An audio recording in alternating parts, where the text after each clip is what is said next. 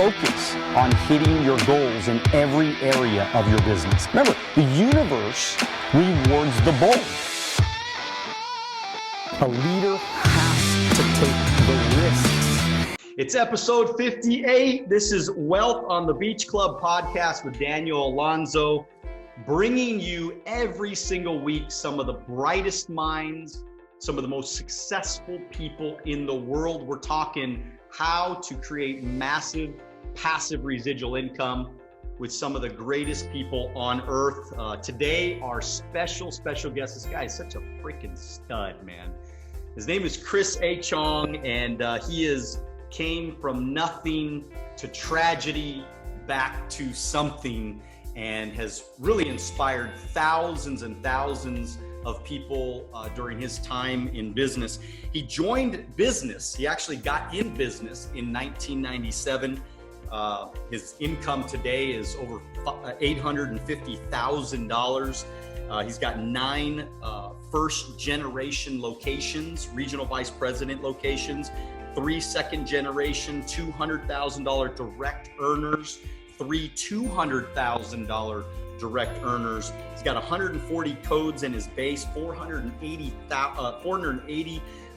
codes in his hierarchy, owned up to 8 other companies at one time. His main passion is art and traveling, and between the other businesses and real estate investments, he nets over $400,000 plus. Head coach of the A unit hierarchy. He is just cranking. So Chris, man, tell me, how does it feel to be financially independent, man? Man, I'm still working on it. I'm financially in the right direction, which is which is what the story is. You never know what comes up next. So, one of my my favorite things. By the way, first of all, I'm just excited to be on your podcast. You are absolutely, what you're doing for everyone is just unfreaking believable. I think one of the greatest things you could do in life is get an opportunity to help people grow. That's how you make impact in this world, and you've impacted a lot of people in my companies. So they love listening to you. It's just always someone new that's coming saying, sometimes the same message, but just a different way. But we're pumped up about that, man. But what you was asking, I believe, direction supersedes position. I think when I learned this years ago, it really just kind of changed my life, because sometimes you're in a bad position in life, and as long as you change direction, you'll be all right. And and it makes you smile.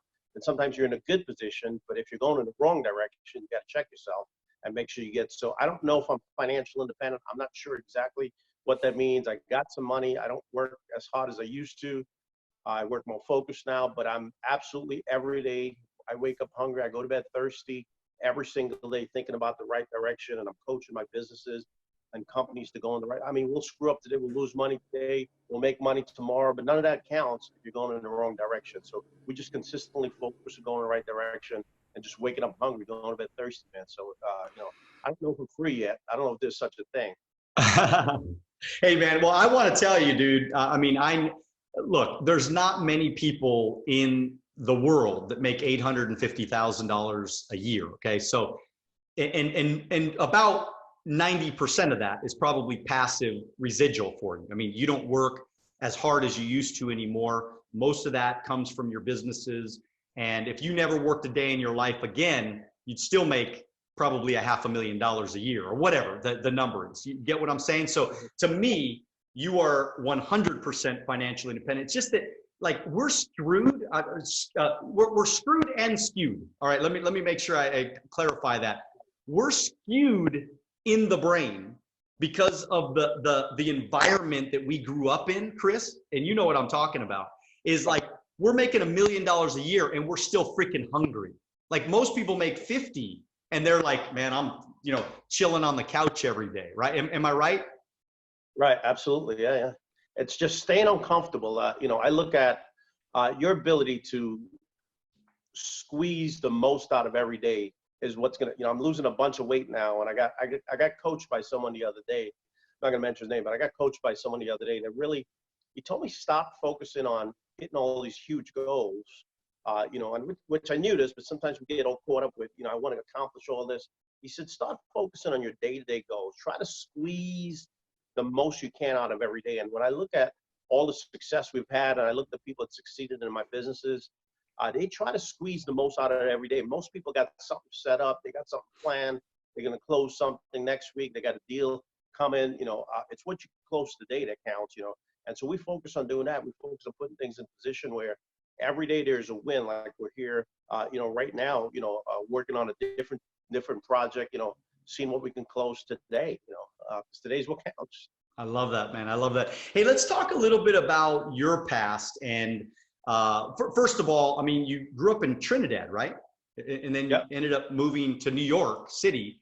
And so what was that like, man? I mean, you're an immigrant, and tell me, like, how was that transition as a young child? How did you deal with that?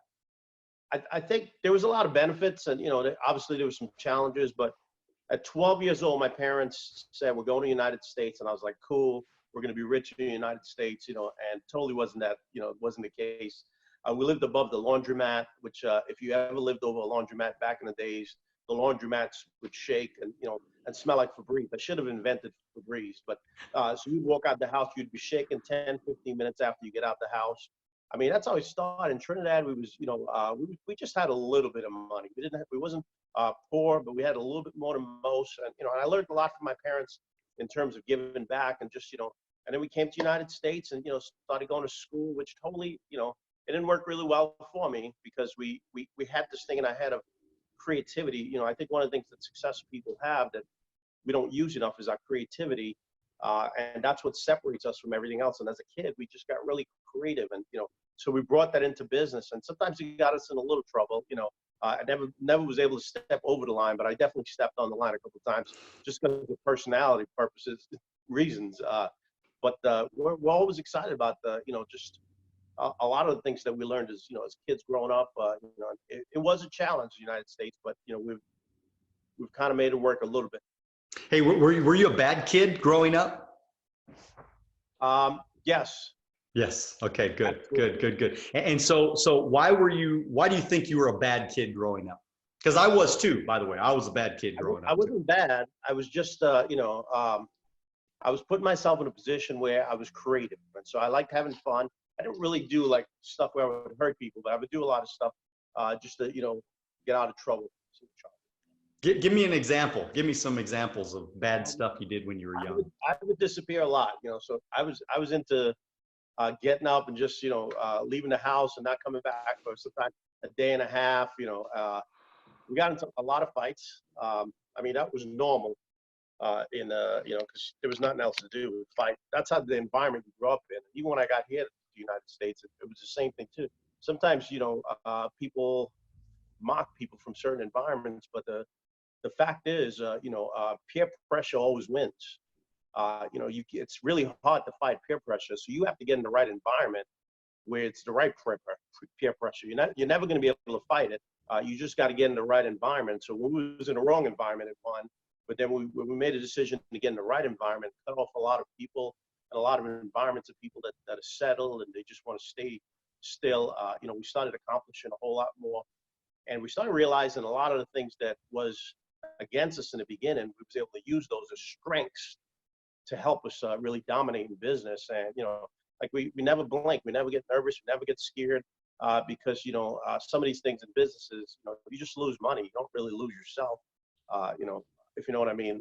It's cool that you can lose money and not lose yourself. Sometimes in the wrong places, you can lose money and yourself. Okay. Right. So growing up was tough though, right? I mean, so you moved to this new country and you're, it's New York. What part of New York was it? Brooklyn, New York. Yeah. So, I mean, it's probably was it a little bit of rough part of town? I mean, yes, it was extremely rough. It was in the days of when Biggie Smalls and all these guys grew up, when Jay-Z was the real Jay-Z, not the new Jay-Z. Okay? Or the original Jay-Z. I went to school with both of them actually. So, it was a different environment. It was a fight every day, so to speak, just to, stay positive and do the right things. But if you look at what the opportunities we have, that if we just stop letting them pass us and we use the opportunities we have, none of those things really matter. And fortunately we got hooked up with the right company and the right places, and and then we just worked our butt off. Yeah, And so then now, so you're getting a little bit older. How did you get into business? How did that all start? I had a friend that was in a financial business, and she told me I should come take a look at it. And at first, I didn't fit in. I didn't see myself being a suit guy or anything like that. I just saw myself as being maybe a laborer or someone that worked for someone. But I said, let me give it a shot. And it was an opportunity to actually learn about investments and insurance and stuff like that, which I never knew that you're supposed to learn about that stuff. So it kind of shocked me, but it just kind of made sense. If I could learn that, maybe I won't make money in that field. But if I could learn that, I could use that when I make money to actually, become financial independent. And it just flipped. It just happened to just work a lot better. Where we actually. What did you do before? What kind of work did you do before? I did a little bit of nursing. I got a nursing degree in the Caribbean market. I'm Caribbean. We tend to a lot of times go into nursing and stuff like that. So I got in nursing. That lasted about probably 3 or 4 months before I got in the financial field, and then I found out you could get paid $600 or $700 for an hour versus a whole week. So I jumped ship immediately. I didn't look back. So now, did you get up? Did you get off to a fast start? Absolutely not. Absolutely not. There was a lot of challenges with my thinking. Which I believe is the number one challenge that there's out there, mindset. And I had to work on my mindset. I had to work on believing that I could be somebody. And I used to look up to people. I would get intimidated. You would see people that they're successful in business, or they talk good, or they dress good. And at first, I just, I felt like that wasn't me. But then I started trying, which I challenge people to do all the time. Try, and there's almost 100% chance you're going to be better than some of these people. And I can tell you, pretty much all the people that I look up to, all the people that coached me in the beginning, almost every one of them I was able to either catch in business or pass them. Well, I actually have some people in my business that pass them, and has a lot to do with mindset. So I'll take someone that, that maybe they're a little intimidated, and show them how to adjust their mindset.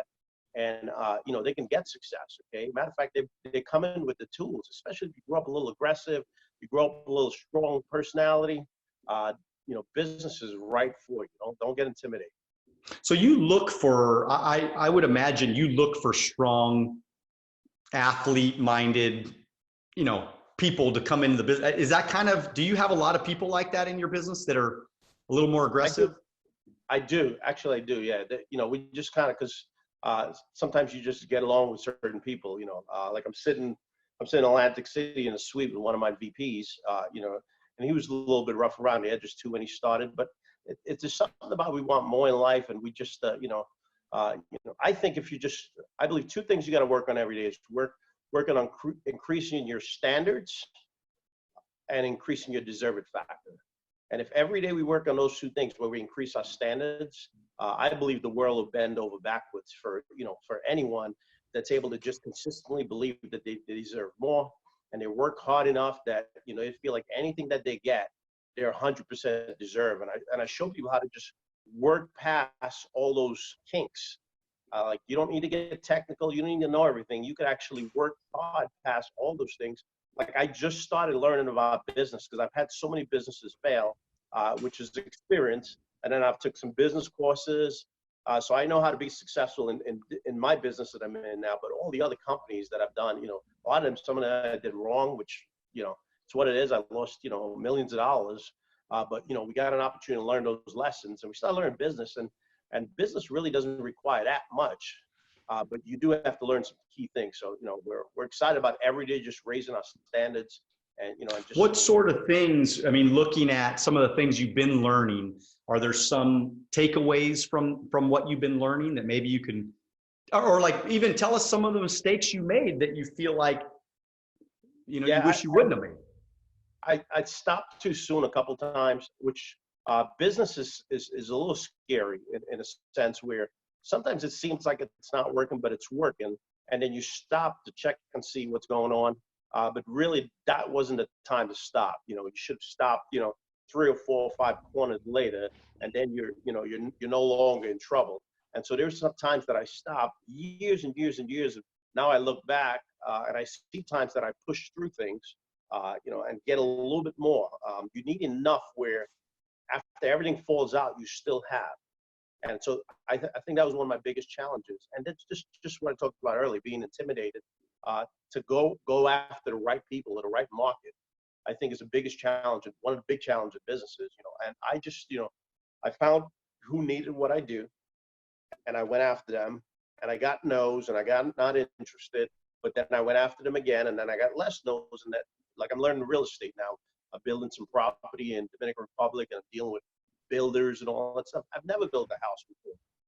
But guess how I'm learning? I learned from a book. I went to 8 builders. I learned everything. And then I went back to the first builder, and it says, here's what I learned, so you can't charge me that much. And I went back again to the first again, went through all 8. And, and I just closed on a deal that, would have been probably 600,000 more. I saved 600,000 just from self-education, just being direct and, pretending kind of like I knew what I was doing. So I didn't know you could do that in business early on. I thought you had to know everything to do it. But it's so sometimes experience is just the best teacher. You find out through doing. And I think the challenge, and this is a perfect little lesson, because people spend their whole life, Chris, trying to figure things out, and then they wake up and they're like 80, and they're like, shit, man, I didn't do anything. And at least you could look back, and even though you've made mistakes, even though you failed, you could look back and you could go, well, shit, I failed a lot, but I've also succeeded a lot too. I mean, you have a business worth almost $10 million, Chris. And so, you've succeeded beyond the wildest dreams of most people in America. I mean, if you think about it, the average 1%er makes $478,000 a year. You probably didn't know that, but you're in the top 1% of the 1% of the world. Wow. And so, I know sometimes we all feel that way, and we all want to get better, and we all want to get to that next level. But I think sometimes you sit back and you go, well, shit, I've done pretty okay. And now I'm going to go out there and help a lot of other people get what I got too. And I think that's what you're doing right now. Tell me about that, man. I mean, how important is recruiting to any business there is? When you say recruiting, I think about opportunity. And it's really important. See, one of my beliefs is success is always available. The question is, are you available for success? So, success is always available. Are you available for success? A lot of times people think they don't have the opportunity to get more, but it is available. There's people that need our product. There's people that need whatever product you sell. There's people that need it. Do you make yourself available for success? Or do you go home for, dinner every day? Or do you, have, 2-hour lunches? Or do you, hang out at your office? But success is available. There's no shortage of clients in pretty much any arena in the United States. There's always a client for pretty much any product. It just means, are you hustling enough? Are you making yourself available for success? So success, I believe, in terms of recruiting, that it's absolutely available. One, you don't understand the value. I'll use myself as an example. I haven't done a personal sale since January of 2008. So since January of 2000, I'm not telling people to stop doing personal sales, but since January of 2008, and it was by accident. I had a challenge in my life, and I stopped by accident, and I just never went back because my business kept on growing. But January of 2008, I haven't wrote a sale. So when you talked about it earlier, 100% of my income comes from my offices and companies. I've made 0 sales. I only close people on making 200,000 and 300,000 and 400,000 on making more money. I don't close direct clients anymore. My clients are the people that work in my business. So I believe recruiting, if you know how free you can get from recruiting. I just got back from, like I said, I was doing that thing in Dominican Republic. I just got back for 32 days I was in Dominican Republic. Not one phone call. No one called me to ask you, how do you do this? This fell apart. One of my philosophies that I believe in business is overstaff. I believe 1,000% in overstaff. So I have more staff. I have an assistant. People think it's a joke, but if I don't do that, then I have to do something that I don't want to do. Then I'm not thinking about what I should be doing on a day-to-day basis. I'm thinking about stuff that could be done by someone else. So we absolutely, I recruit staff. I recruit with agents. I 1,000% believe in you shouldn't do all the work. So when somebody gets in, let's just say you recruit somebody, okay? So somebody comes in, what's a part of your process? Like, what's the next step for that person that comes in your business? I like to make sure that they're the right person. So even though they got in, doesn't mean I really want So how do we know they're the right person? How do you determine that? I started doing different tests and seeing how they react. When I ask a bunch of questions, like, what do they really want? And I try to find out if they even know what kind of goals they want and if they're willing to, pay a price to get those goals. And then I have direct conversations of what they have to do. Like for instance, in my business, they have to get licensed. There's things like, are you willing to make 100% commitment to do that? And then I look at their character in terms of work ethic, because everyone can talk a good game. So then I say, well, let's go look at some appointments. Let's see how many appointments you could do. And if that's the case, that and I'll do that to everybody. And some people will do it, some people won't do it. But eventually, the right ones will rise to the top. I believe most, at least my business anyway, it has very little to do with skill. I'm in Atlantic City right now working on the deal, but it has everything to do with kind of like math. I believe we're in a math business, so it's just a matter of if you have the right math, it'll add up. But if you're doing very little numbers, the math will never add up. I don't care how many years you work at it, the math will never add up unless you have the right math, which is a lot in a short period of time, which is genius. I don't know if there's such thing as success quickly. Success in a long time, but I know success requires that you do it quickly. You get the job done quickly in order to go to the next level. So when you say math, I think that's brilliant that you said that, because of course you're in Atlantic City and everything is math in Atlantic City because people gamble. It's gambling, right. Whatever city. So explain to us why math is in probability and ratios are so important to what we're trying to accomplish if we're trying to build a company. Yeah, what it is, a lot of times, I'm sure there's some companies that need quality, but I believe most companies, at least when you're new in business, you have to figure out what you're good at and you have to get good at it. And I think the only way to get good at it is going through a certain amount of numbers where you actually start picking up what I call a miles per gallon. Before you know it, you start figuring out what you have to do to get success. And then you just keep getting a little better and then you get more success. Or if you spend time with the right people, you'll get a little more success. But the reality is everybody has to go through a math. So, when I was in personal sales, I knew if I sat with 3 insurance clients, so to speak, I would do business with 1, maybe 2. And so I never really focused on how the appointment would go. I focused on just getting on the damn appointment. And so meanwhile, I had people that was 10 times sharper than me and they dressed better, they had better suits and all that. They focused on getting the right appointment. I focused on even booking appointments. I used to have guys that were really skilled at overcoming objections, and they would spend 20 minutes overcoming an objection, on an appointment. And I would book 5 already, because someone would say no, and I'd be like, thank you, I'll call you back next month. They'll go, no, don't call me back. I'll call you back anyway. And I hang up, and so I got a ratio going towards me. And even in a bigger scale where you got people that are making money and people that are getting some success, it's just a matter of time. See, if you have 50 people that's making, a couple thousand a month, eventually you'll get some people out of that want to make a couple thousand a day. And I think you shouldn't sleep till you're making at least $1,000 a day. One of my quotes is, you shouldn't sleep past 6 a.m. if you don't make 6 figures. And that's the minimum wage. Love that. Unless your family deserve less, then you don't. And I'm big on keeping people uncomfortable. I don't even want to get into that today. I'm not great. I want to get into that. Man. All right. So how do we keep people uncomfortable, man? Tell us, Chris. How do we keep people uncomfortable? Well, we got to figure out what it is you're working towards. Who do you live for, and who would you like to make sure that they're okay? And then give me a little synopsis of what kind of lifestyle you want them to live. And so would you rather them be uncomfortable, or would you rather be uncomfortable? So my job is to keep you uncomfortable so you get them comfortable.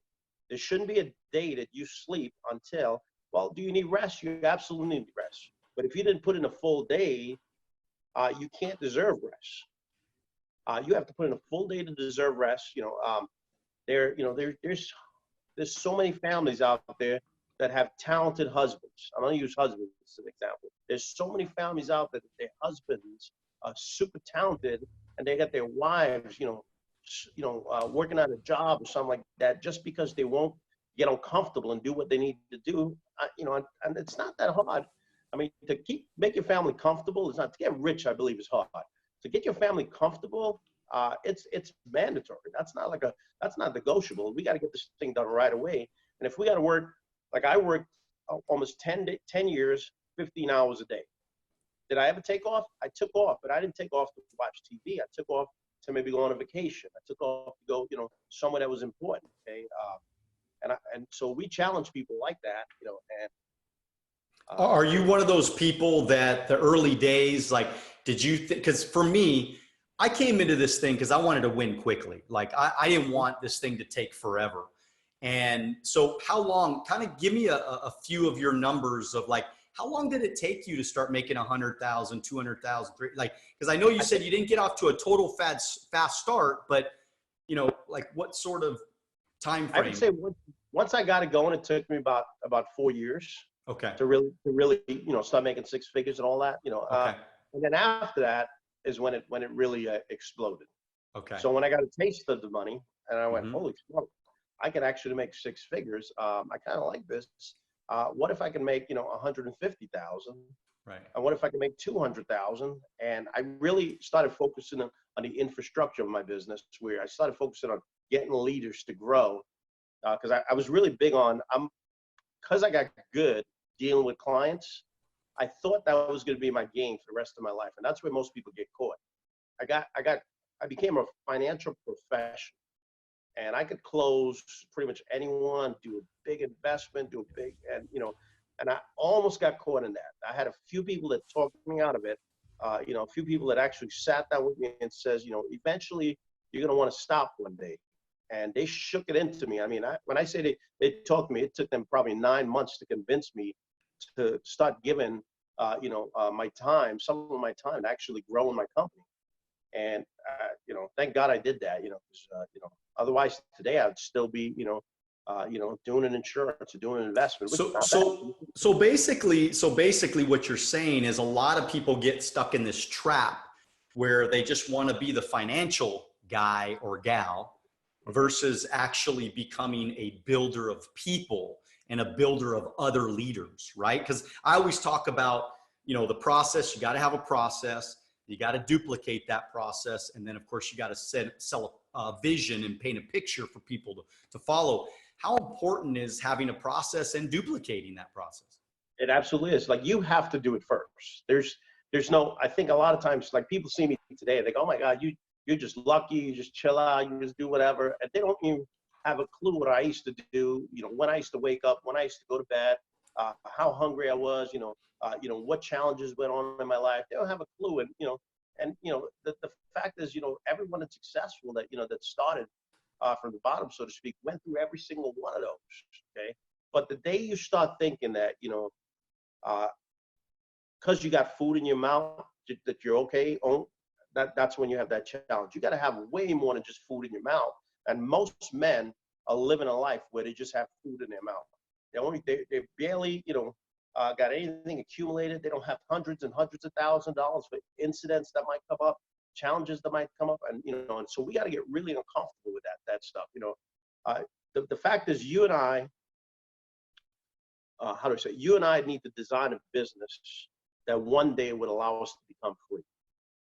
You and I need to design a business that one day will allow us to become free. And that's what it's all about. And if you're not working on designing something, not to stop working, winners never stop working. Like I take off time and then I just want to get right back into, attack something else, like learning how to invest in hotels now. I don't know why I'm learning how to do it. It's just a game for me. Because I've got a company that's really rocking in the financial business. Everything else is just knowledge for me. Everything else is just, like I was telling one of my buddy earlier, he's going to write a book, it's just another day to live. It's just an extra day to your life. He almost got killed a couple times, and so every day now he has just extra. So, you can get upset about it, but every day is what? Extra. Okay. And so we're just enjoying life, man. Hey man, you went through some tragedy and way back when, and I'd like you to share that. And because look, there are people that are going through things right now Mhm. that are devastating. That they're listening right now and they're saying, "This sounds good for this guy. He's making all this money. He's got this great life, but he doesn't know what I'm going through. He doesn't understand me. He doesn't understand my pain that I'm having right now." And so that's why I'm lazy. That's why I'm not working. That's why I'm not doing what I'm supposed to do, because I'm going through all this tragedy and strife. And so I want you to tell a little bit more about your story and the tragedy that you went through, and maybe give us some ideas on how we can power through tragedy and Mhm. discourse in our life. Absolutely, absolutely. I don't get a chance to talk about this too much because you just people there's sometimes you say stuff and they think you're saying it so you could feel sorry for them. So I'm not saying it for that reason. I'm just saying it because there's things that we're going to go through in life that probably something that you think you'll never get through, but there's ways of getting through stuff. And thank God we're in a world where we get through stuff. But October 1st of 2007, probably about a month before that, my wife was getting a bunch of headaches and stuff like that. Been together 12 years. She was getting a bunch of headaches. And, we started doing a ton of tests. Nothing was working. They couldn't figure out what it is. And lo and behold, October 1st came and she got a stroke. And instantly the doctor said she was brain dead, that she's never going to come out of it. We did not want to believe it. We just was, praying and hoping that, that she would somehow shake out of it. And she was conscious, but obviously on her brain and so forth. And we kept on fighting, man. And every day I'd go to the hospital, sing to her, try to figure out a way just to, maybe get the memory to come back. And and it wasn't working. And it just got to a point where she was just deteriorating. And what's spooky, most people don't know this one, but I'll say it since we're going through it.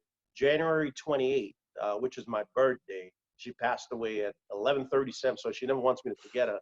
11:37, on my birthday on January 28th, she passed away. And it was just something that really rocked me.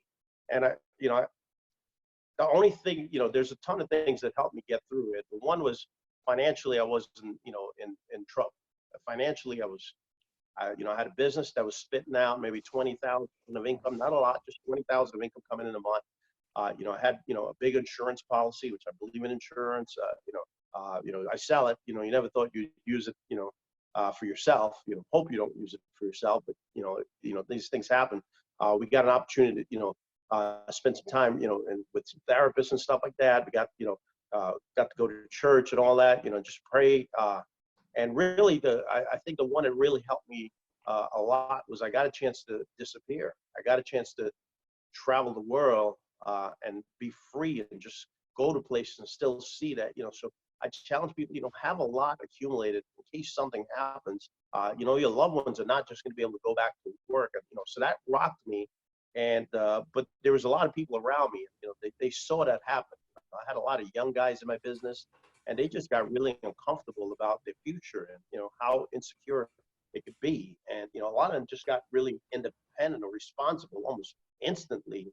When you see a 30-year-old pass away, it never had any kind of medical problems or any kind of don't drink, don't smoke, anything like that. Just pass away.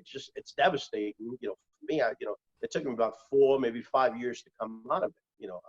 But thank God, through friends and so forth, I was able to come out of it, and it made me a stronger person. It absolutely did. So again, everything else after that day was extra. When you get over something like that, you start trivial things like someone saying no, someone saying I'm not interested, or you're losing 20,000 or 100,000. It becomes pennies compared to that. So I challenge men, I'm speaking from a man, go win and make sure you love your loved ones and do the right things for them immediately, because you never know. Things can happen, and you want to make sure you got some incredible memories. We ran a business together. You know how that is. So it was really cool. So even though it was 12 years we had in our life, technically in a normal world where people go to work and come home and see each other like half an hour, we lived probably 3 or 4 generations, and that was one of the things that kind of helped me move on. So that's basically what happened, man. It was a tragedy, but we bent, but we didn't break. Well, hey, man, I mean, I think the message that you just brought to us right now is, number one, make sure that you have life insurance. I mean, there's no question about it. Make sure you reassess your financial plan, because I think what's powerful about your story, Chris, is the fact that you got through that simply because you were financially okay. I mean, you know, most people, they crumble like a ton of bricks, and they blow out their whole lives. They're devastated because they don't know where to turn. They don't know what to do. They don't know how to do it because they're so confused. I mean, when somebody dies, this is devastating emotionally. I mean, when somebody passes away, this is not like a, you know, I mean, this is a lot of years ago for you. So you're obviously have adapted to, you know, come to grips with everything that's happened. But man, when you are going through that, like, you can't go back to work just the next day. You can't just get back in the cycle of things like nothing ever happened. I mean, this is your wife. This is the person you love most in your life. And boom, she's gone. But thank God you were, number one, you had a business. Number two, you had life insurance, and you were able to deal with it the way that you wanted to deal with it. And so, would you say that that's an accurate message?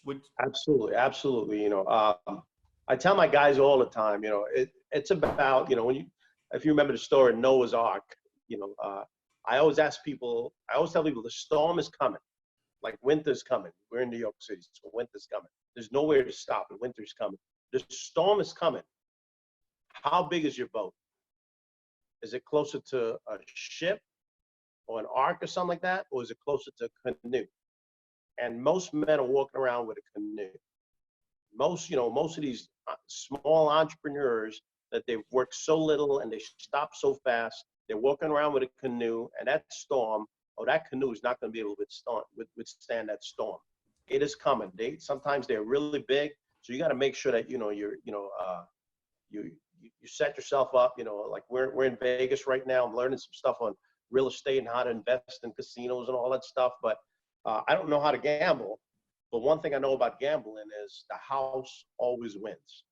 So the question is, you know, are you the house? Have you built a house that, you know, that'll withstand no matter who wins or who loses, how many people fall apart, how many properties you lose, all that crap? Is your house strong enough that when the wind comes, that it will, because the wind will come. There's no doubt about that, you know, so don't get, you know, thinking that it's not going to come, you know. This is Wealth on the Beach podcast with Daniel, Alonzo, and our special guest, Chris Achong. And look, this dude hasn't been on an appointment since 2008. This guy has been completely financially independent because of massive passive residual income since 2008. Unbelievable story, multi-millionaire. Just so proud to have him on today. One of my heroes in business. Hey man, are you going to be controversial sometimes? What do you think about controversy, man? I want to know from Chris. Are you ever going to be controversial? I've gotten better at politics. My whole life I've been controversial. You know, I've stepped on every toe. Matter of fact, it was my strategy. You know, I intimidate the competition. You know, and sometimes, you know, I did it the wrong way. You know, a little rough around the edges, but it was the only way I knew, because I never was taught business, and I didn't know how to politic the right way, which a lot of my new you know, business associates, they're really good at doing it now, and I just like clap for them and I go, I screwed up. You know, I wish I would have did that way. But absolutely, you know, you have to be, you know, I mean, just getting out of your environment, and you know, if you're not controversial, that means you're getting along with people that you know, you're getting along with environments that you know, and you'll never grow like that. You know, you have to absolutely be controversial in terms of, you know, the day-to-day things that you do. You can't just, you know, for some reason, you just can't, you know, be simple. You got to, you know, stand out a little bit. Only things that stand out get noticed, you know, so. That's it. So sometimes you're going to say things that are going to make people mad. Sometimes you're going to push people a little bit too far. Sometimes we're going to even make mistakes, because I think me and you are a lot alike, and we have a lot of similarities. That's why I was excited about having you on, is because, you know, you branded yourself.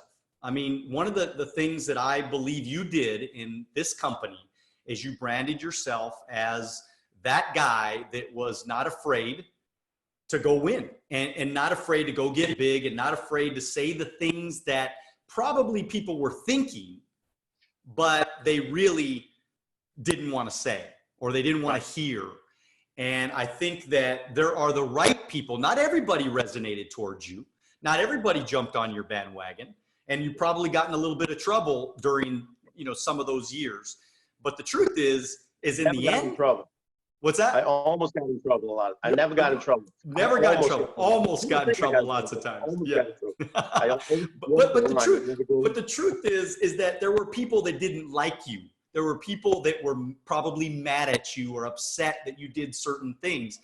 But the point I'm trying to make though, Chris, is that ultimately you did those things because you were trying to brand, you were trying to build your company, you were trying to step outside of the crowd, you were trying not to be like everybody else. And I've always admired you for that. And look, the point I was trying to make is that, believe it or not, the team that you have today is a lot like you because you almost target marketed towards those people. So when you would say things that maybe that little old school teacher that never said a bad word in her life, maybe she didn't like you. But that guy that was tough and hungry and an immigrant and freaking stud and, got bullied when he got over here from another country and, grew up really poor and wanted to change his life, that guy, like your RVP that you're hanging out with right now, he freaking jumped on your bandwagon. He was like, I love this dude, man.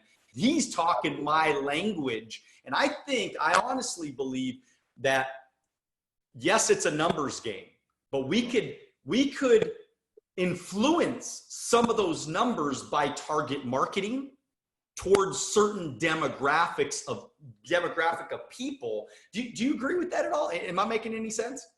Absolutely. Just from the, when I say the numbers, you have to go through the numbers to find those people. That's what I meant by the numbers. Okay. Yeah. You're just not going to find those people, or you're just not, going to, put up a sign and they're just all of a sudden going to show up. We've always, went through, different parts of our company and just go all the way to the bottom sometimes, because it's not always the people that, that shine the most do the best. Sometimes it's the people that maybe, they look a little rusty, they don't look like they got a lot going on, but they just got a heart of a champion. They just have something inside that's eating up and says that I want to just do something special with my life. And, they just pull their heart out and just tell them they could be a winner. Thank God in the beginning, I had people in my life that told me, you could win, man. Just keep going. You could win. Just keep, and because sometimes there was a lot of times I didn't believe in myself, and I think a lot of times entrepreneurs think, that you're supposed to believe in yourself. Everything happens to everyone. It's if you just keep going, no matter what, and tell your story a year from now or 5 years from now and inspire someone to go to the next level. Your gift to the world is for you to win. What's your favorite book, man? You win. I've read so many, I read thousands. I like 177 Mental Toughness Secrets of the World Class, because I really had to stop doing things that poor people do and broke people do. I really have to start adjusting and, changing the level and my standards.